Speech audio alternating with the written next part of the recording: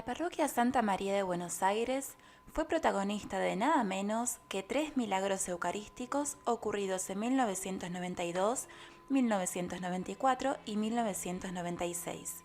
El profesor Ricardo Castañón Gómez fue llamado por el entonces arzobispo de Buenos Aires, ni más ni menos que el actual Papa Francisco, para analizar el milagro ocurrido el 15 de agosto de 1996. Pero veamos cómo se sucedieron los hechos.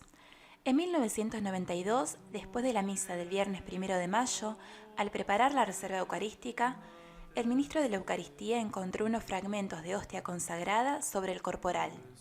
Siguiendo lo que prescribe hacer la Iglesia en estas situaciones, el sacerdote los hizo poner en un recipiente con agua que luego se guardó en el sagrario a la espera de que se disolvieran. En los días siguientes, algunos sacerdotes fueron a controlar y se dieron cuenta que nada había cambiado. 7 días más tarde, el viernes 8 de mayo, abrieron el sagrario y vieron que los fragmentos de hostia se habían puesto de un color rojizo que parecía sangre. El domingo siguiente, el 10 de mayo, durante las 2 misas vespertinas, se observaron unas pequeñas gotas de sangre en las patenas con las cuales los sacerdotes distribuían la comunión. Pasaron 2 años. El domingo 24 de julio de 1994, durante la misa con niños, mientras el ministro de la Eucaristía tomaba el copón del sagrario, vio una gota de sangre que corría a lo largo de la pared. Llegamos al 15 de agosto de 1996. En ocasión de la celebración de la misa en honor de la Asunción de la Santísima Virgen, de nuevo se debió colocar una hostia consagrada, que se había caído al piso durante la distribución de la comunión, en un recipiente con agua para que se disolviera. Pocos días después, el 26 de agosto, un ministro de la Eucaristía abrió el sagrario y vio que la hostia se había transformado en sangre. Pero veamos el informe que hizo el profesor Ricardo Castañón respecto a este milagro eucarístico ocurrido en 1996. El 15 de agosto de 1996, un fiel recibió la hostia consagrada en la mano para comulgar, pero sin querer se le cayó al suelo y no la recogió porque le parecía sucia. Otra persona más piadosa se dio cuenta de lo que había sucedido, la recogió y la puso aparte informando enseguida al párroco, el padre Alejandro Peset. El sacerdote, siguiendo las directivas de la iglesia para estas circunstancias, puso la hostia en un recipiente lleno de agua que colocó en el sagrario a la espera de que se disolviera. El 26 de agosto se volvió a abrir el sagrario para retirar el recipiente con la hostia que se había caído, y se constató que ésta no se había disuelto y presentaba algunas manchas rojizas que se tornaban cada día más grandes. Los sacerdotes de la parroquia se dirigieron enseguida al arzobispo de Buenos Aires, que era nada menos que el actual papa, Jorge Mario Bergoglio, para contarle lo que había ocurrido.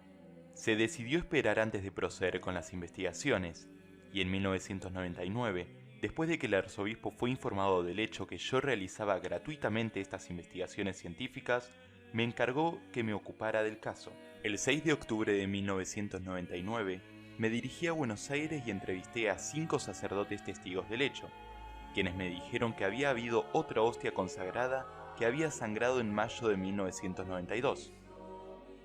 Ellos la habían puesto en agua destilada, que es el peor modo de conservar algo, y a causa de esto me preocupé mucho. Todos saben que cuando se extrae sangre, es posible obtener la fórmula leucocitaria, glóbulos blancos. En la sangre existe una variedad de glóbulos blancos con características específicas. Los sacerdotes, en el primer milagro, tenían una feligresa que era química, a la que le pidieron que analizara la hostia sangrante. Ella descubrió que era sangre humana y que presentaba toda la fórmula leucocitaria. Se sorprendió mucho al constatar que los glóbulos blancos estaban activos. Sin embargo, la doctora no pudo realizar el examen genético porque en aquel tiempo no era fácil llevarlo a cabo. Tomó entonces las muestras de las 2 hostias que habían sangrado delante del notario arzobispal, quien certificó la autenticidad de aquella acción, como habían requerido las autoridades de la Iglesia en Argentina.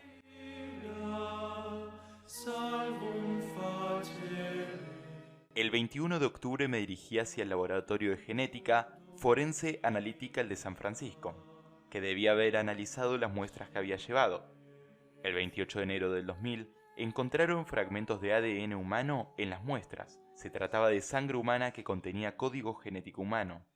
En marzo del 2000 me informaron que había participado en estos análisis también el famoso Dr. Robert Lawrence, médico forense histopatólogo, uno de los máximos expertos en tejidos. Me estremeció la participación del Dr. Robert Lawrence, porque esto implicaría costos importantes que habría debido solventar yo. Pero me dijeron que deseaban su colaboración porque en las muestras habían encontrado sustancias que parecían tejidos humanos. El Dr. Lawrence examinó las muestras y halló piel humana y glóbulos blancos. En diciembre del 2000, el Dr. Lawrence me dijo que habría podido obtener otras muestras de ADN. En el 2001, me dirigí entonces con las muestras a lo del profesor Linoli, que identificó los glóbulos blancos y me dijo que había una alta probabilidad de que las muestras correspondieran al tejido del corazón. Los resultados obtenidos en las muestras eran similares a aquellos de los estudios efectuados en la hostia del milagro del anciano. En el 2002 enviamos la muestra al profesor John Walker a la Universidad de Sydney, en Australia, que confirmó que las muestras presentaban células musculares y glóbulos blancos intactos, y todos saben que los glóbulos blancos, estando fuera de nuestro cuerpo, luego de 15 minutos se desintegran, pero en este caso habían pasado ya 6 años. En septiembre del 2003, me dirigí de nuevo a lo del profesor Robert Lawrence, que me confirmó que, a la luz de las nuevas investigaciones, se podía concluir que la muestra podía corresponder al tejido de un corazón inflamado. Los estudios, por ende, habían demostrado que estos tejidos eran de un corazón inflamado. Esto quería decir que la persona a la que pertenecían debía haber sufrido mucho. Para aclarar nuestras dudas, el 2 de marzo de 2004 acudimos al mayor experto en patologías cardíacas y medicina forense del corazón, el profesor Frederick Zugibe, de Nueva York, de la Universidad de Columbia. El profesor no sabía, sin embargo, que esta muestra que le habían llevado provenía de una hostia consagrada. La muestra que me ha enviado, me dijo el profesor Zugibe, es el músculo del corazón, del miocardio, exactamente, es el ventrículo izquierdo. Y me confirmó que mi paciente había sufrido mucho. Entonces le pregunté, doctor, ¿por qué ha sufrido mucho mi paciente? Él me respondió, porque su paciente tenía coágulos, en algunos momentos no podía respirar, no le llegaba el oxígeno, se cansaba y ha sufrido mucho porque cada aspiración era dolorosa. Probablemente le han dado un golpe a la altura del pecho. Por otra parte, el corazón presentaba una actividad dinámica viva en el instante en el cual me ha traído la muestra. ¿Por qué?, le pregunto yo.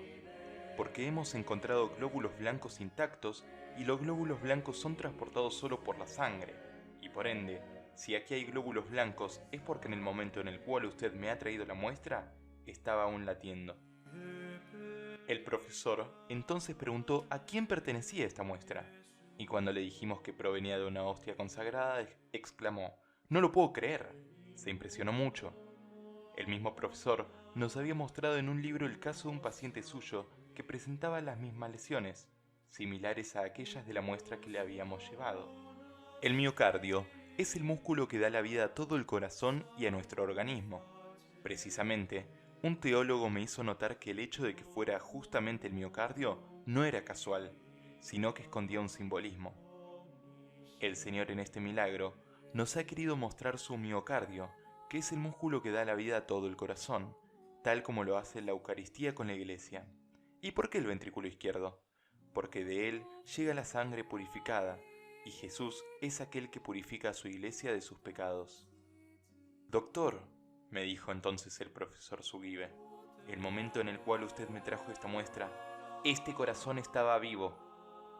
Su informe fue enviado el 26 de marzo de 2005, 5 años y medio después del inicio de los estudios, y las conclusiones fueron: se trata de tejido del corazón, sufre cambios degenerativos del miocardio, y estos cambios son debido al hecho de que las células están inflamadas, y se trata del ventrículo izquierdo del corazón.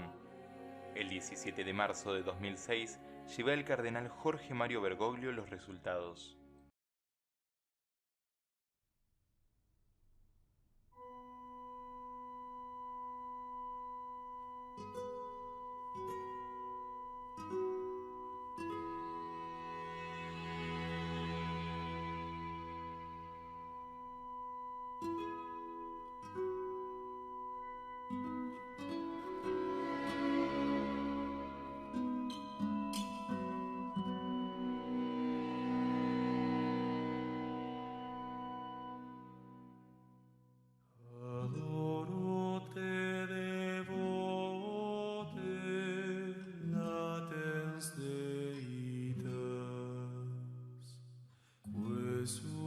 Spirit.